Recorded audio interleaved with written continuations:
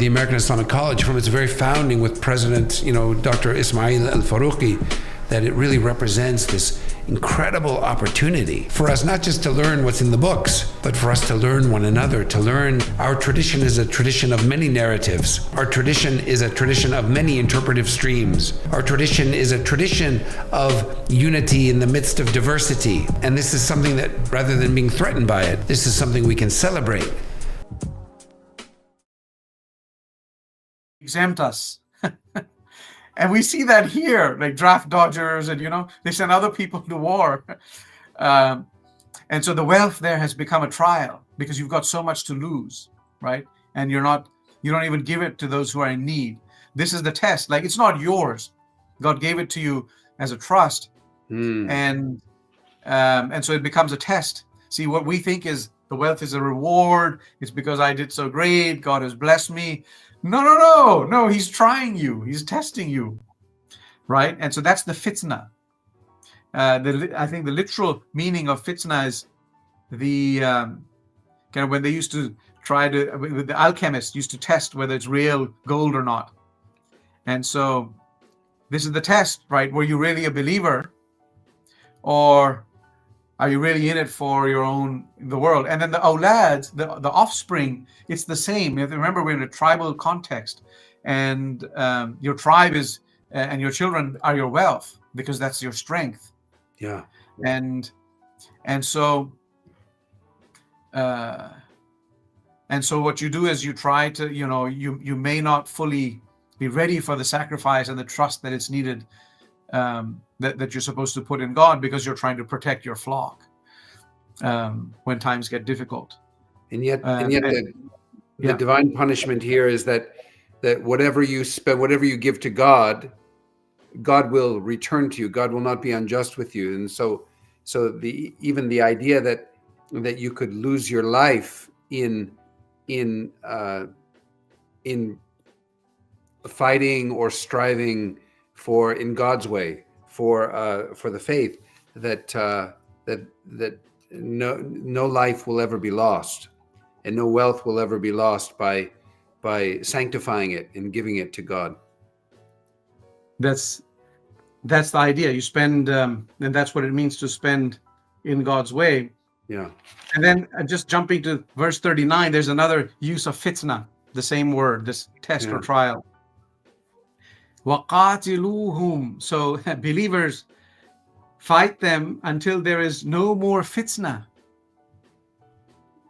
So there's a third meaning of the fitna, where it could be tyranny or injustice or oppression, right? The translation here is persecution, and another translation says tumult or oppression. Mm-hmm. And the deen and all worship, and there prevail justice and faith, the two different translations, in God altogether and everywhere. وَيَكُونَ الدِّينُ كُلُّهُ لِلَّهِ. That's right. But the entirety of the religion, yeah. And so these verses freak people out. Let's just kind of. But that verse we have to finish the verse, because the ending of the verse is great. It is. It's nice. If they cease, right? If they stop fighting you. Then stop. So the idea. So we're not looking at I remember, and I told you about this before, when I first had a chance to really get to know that great Quranic scholar, Mahmoud Ayub, may God be merciful to him, who's now passed into his Lord's mercy. I was still grappling, with the idea that there is such a thing as religiously sanctioned violence in the Quran. And he told me, Timothy, this was a blind scholar of Quranic studies who grew up in a one-room dirt floor house in southern Lebanon, and went to Harvard and did his PhD at Harvard. He told me that had someone told him as a boy that he would go to Harvard, it was like telling him he would go to the moon, like it was impossible. But anyway, he did his PhD at Harvard and became a beloved teacher for many of us. I don't know if you had a chance to study with him at Hartford or not when he was there, but he was. I hung out with him at the GTU with Dr. Munir Jiwa for a while. Wow. The guy in Berkeley. We had him over as a visiting scholar when I was at Zaytuna. Wow. And Yeah. anyway, he was a profound scholar and a beloved person, and he told me no that the Quran speaks of violence in order to restrain it, in order to make sure that there is no part of life, including conflict, which is outside of God's law. And God's law enters into the conversation not to promote the violence, but to restrain the violence. And so here we have this verse that begins very aggressively, and fight them, right? And then it ends saying, but if they stop fighting you, then just stop fighting. Right. You know, God sees all that they do. That actually connects nicely with this last portion. This is verse 61. But if they incline towards peace, you must also incline towards it. Yeah. And put your trust in God. Because ultimately, you know, it comes down to trusting the other party. And you can never fully trust the other party, especially when there's enmity and fighting and now, you know, fragile peace. But I love this, you know, and put your trust in God, because, you know, don't try to, if you're going to wait until you can fully trust the enemy, you're never going to get there. And so go as far as you can, and ultimately put your trust in God, not in any other place. Innahu huwa Sami'ul Alim. Yeah, Sami'ul Alim. He's the one who hears. We have that same dynamic, because the ayah that comes just before it again is very aggressive, like, you know, fight them, you know, and be vigorous in the fight. But and then we get to that beautiful verse in 61. But if they incline toward peace, right? Yeah. Then incline toward peace. And so there's this beautiful and it's it's like a yin yang. It's a complete circle. And so for anyone to read the ayah 60 and not read ayah 61, and then to use one verse from the Quran, cherry pick it, and to say, oh, see what they believe, see how aggressive they are, they're not being faithful to the context of what's happening here, because the verse that comes right after that says, but if they incline toward peace, then you incline toward peace. Yeah. There's a couple of comments here. One is, as we kind of come to the end of the surah, it's important to note that qatilu is, fa'ilu ala wazn mufa'ala. So it's a mutuality. It's not, one directional violence, but there's two sides here, and that are engaged in this. So that's important. Another comment that had come earlier was when we were talking about when you threw, it wasn't you threw, but God who threw, and you didn't slay, but God who slew. The Hadith Qudsi, we were reminded of that Hadith Qudsi, where if you come closer to God with the acts of devotion, the fara'id, and then the nawafil, it comes to a point where my servant continue to draw near to me until I am his hearing with which he hears, the seeing with which he sees, and the hand with which he strikes, and the foot with which he walks. So there's deeply a spiritual hadith and a relationality that a believer is able to develop with the divine that transcends, I think, our capacity to grasp it fully rationally. Yeah. This is really truly the mystery of theocentric living, right? Is this idea that and the mystics talk about the heart. We haven't quite dealt with it explicitly here yet, but when Mecca surrendered to the Muslims, to the Prophet, and to his companions, the first thing he did, one is he forgave almost everyone in Mecca who had opposed him, but two, he cleansed the Kaaba of all of the hundreds of idols that had been packed inside there. and so it was restored as a house for the one God. And so the mystics talk about the heart is like the Kaaba, that the heart has to be cleansed of all of its idols so that it becomes the dwelling place of God and only God. And when a person has done that work, that psychological and spiritual work, to truly cleanse the heart and to sanctify it for God's presence, then human life and the human being looks completely different from what we're used to seeing and what we're used to experiencing, even with ourselves.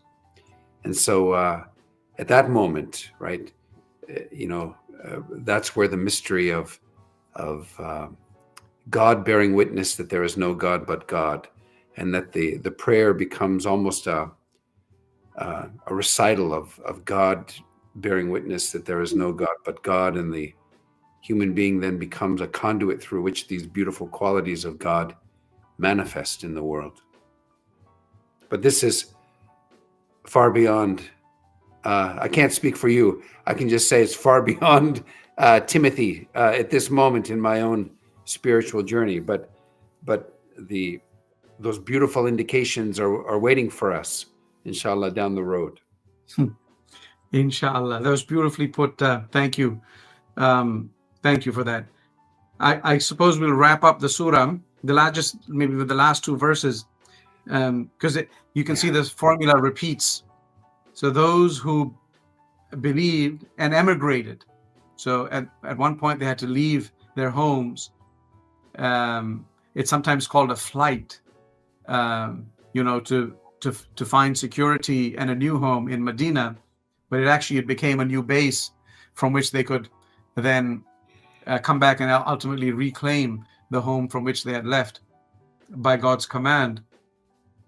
But those who emigrated, wajahadu, and they strove and struggled for God's cause, fi sabilillah, and those who gave them refuge and help. Ulaika humul mu'minuna haqqa. These are the real They are ones. the true believers. Yeah.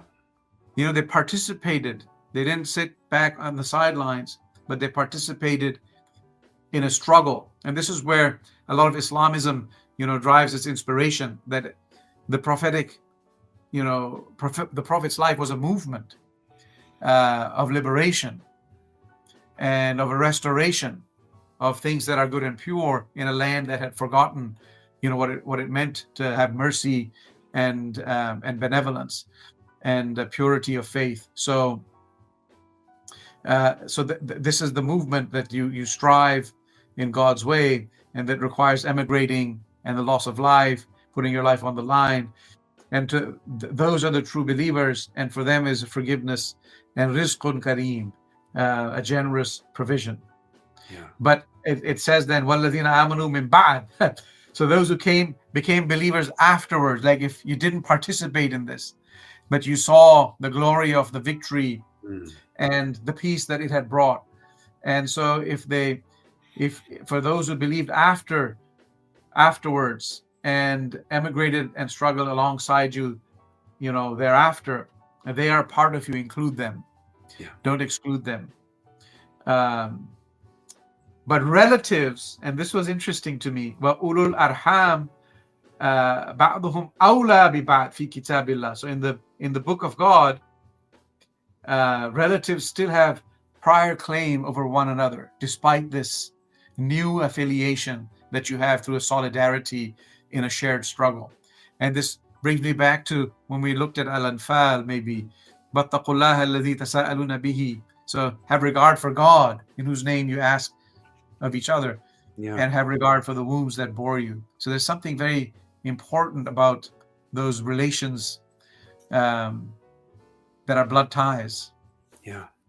And yet in the very next surah, in Surah At-Tawbah, we also see that if those relatives are not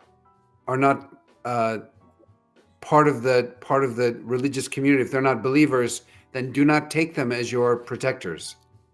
Right.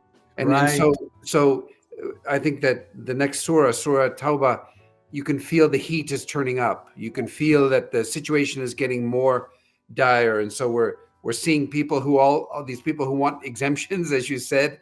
We see people who are breaking their oaths, with the Prophet. We see people who are betraying the agreements, and then we also see a caution that, if your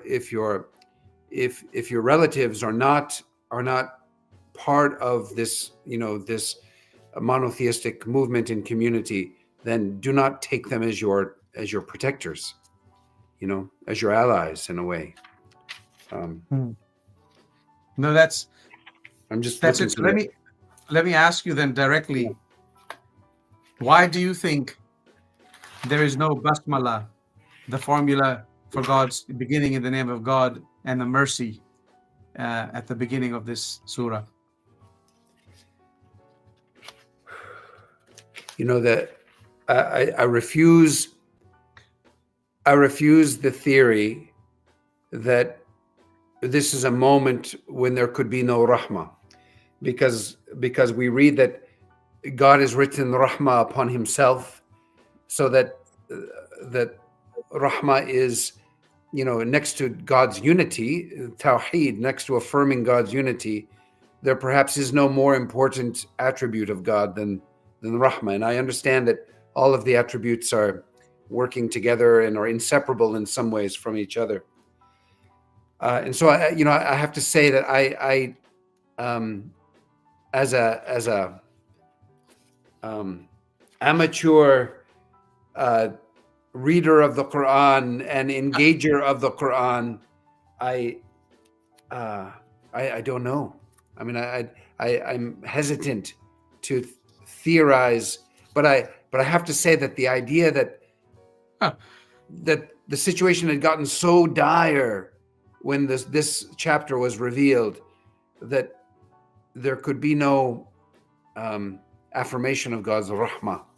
I don't know. I have difficulty accepting that. So I do have a theory. Okay.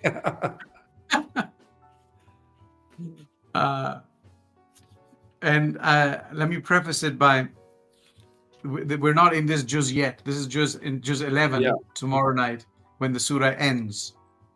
It ends on a note of mercy. It's very interesting.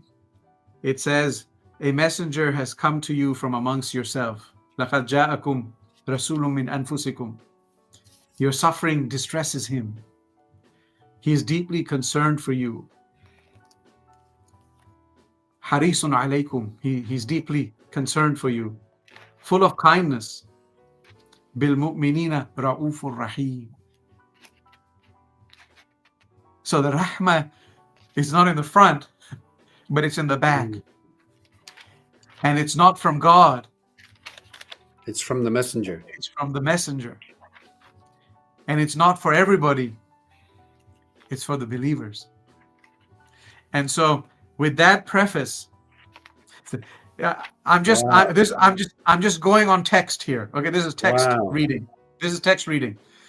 So you know how we read in Al-A'raf, the messengers came. We actually didn't read about each of the messengers, but they said, the messenger came and said, believe I'm a messenger of God unto you, so worship God alone. And then they would reject the messenger. And then they would be punished collectively. And so in this surah, the time for the punishment of the Quraysh who rejected the Prophet, like the peoples before had rejected their prophets, their time for their punishment has come. And so this is why the mercy for that moment in history is punishment time. And God is always merciful in a metaphysical, transcendent way. But in history, it had come time for the people who had rejected the Prophet to be punished. And so this surah, it begins without that basmala.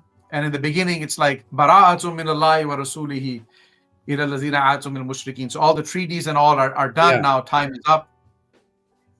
and you get the infamous sword verse. Like, they're given 4 months to kind of think about it, and then verse 9:5 is called the sword verse. Is that when the sacred forbidden months are over, wherever you encounter the idolaters, it's very, very strong. Faqtulu, like now it's time to slay them, kill them, seize them, besiege them, wait for them at every lookout post. But if they turn to God and maintain the prayer and pay the prescribed alms, let them go their way, for God is forgiving, most merciful. So they have to make a choice.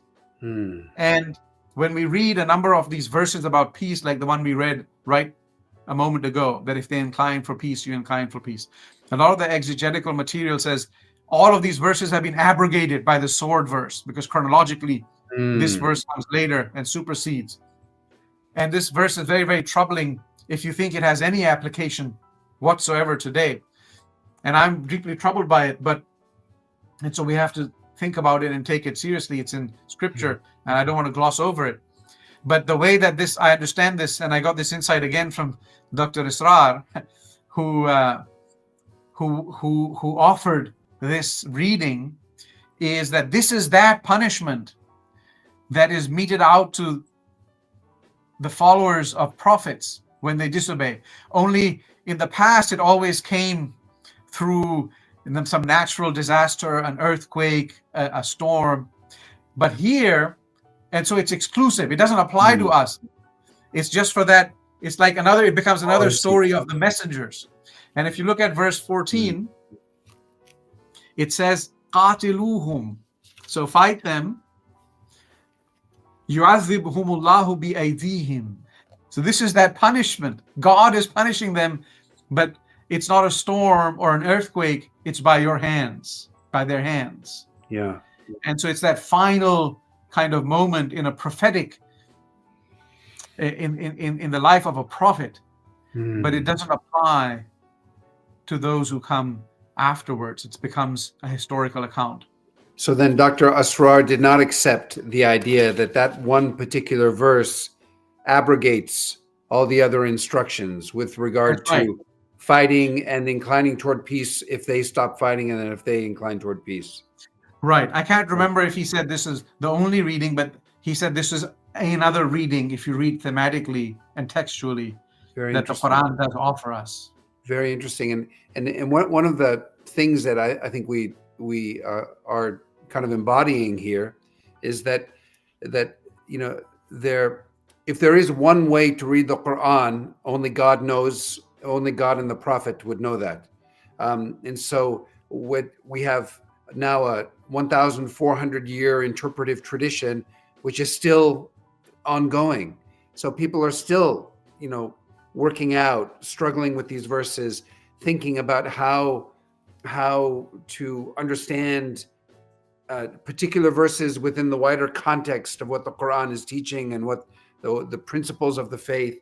And so this is a beautiful reading of Dr. Asrar. Did he ever write that down? He might have, I don't know, but I did. Okay. In an article for the Building Bridges seminars that we participated in. I'd love to see that. Yeah. Wow. Yeah, I can pull it out and share it with you. Wow. But as we wrap up here, I think this approaching time, this was a bit heavy. What I want to say is two things. One, remind myself and everybody that, in the latter days of indiscriminate violence, there's context for everything. Of indiscriminate violence, be like the better of the two sons of Adam. Like, that's also scripture.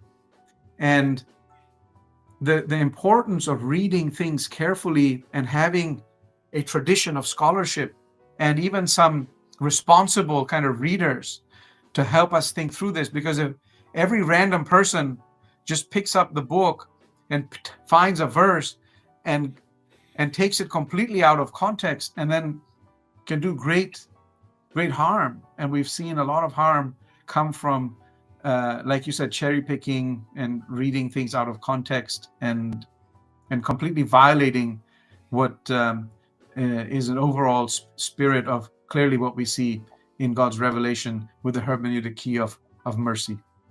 That's well said. And I think too, one of the dangers of reading a religious text is kind of like in Star Wars when Luke goes into the dark side, the forest, when he's with Yoda, and the Empire Strikes Back, and the Empire Strikes Back, and he goes into the cave, and he's told that the only evil that he need fear is what he brings with him. And so sometimes when we are engaging a text, we're the ones who bring the wrong hermeneutical key. We might be angry. We might be filled with supremacist judgment of other people. We might be egotistical. We might be looking for something to cherry pick in order to inflame and incite our own passions.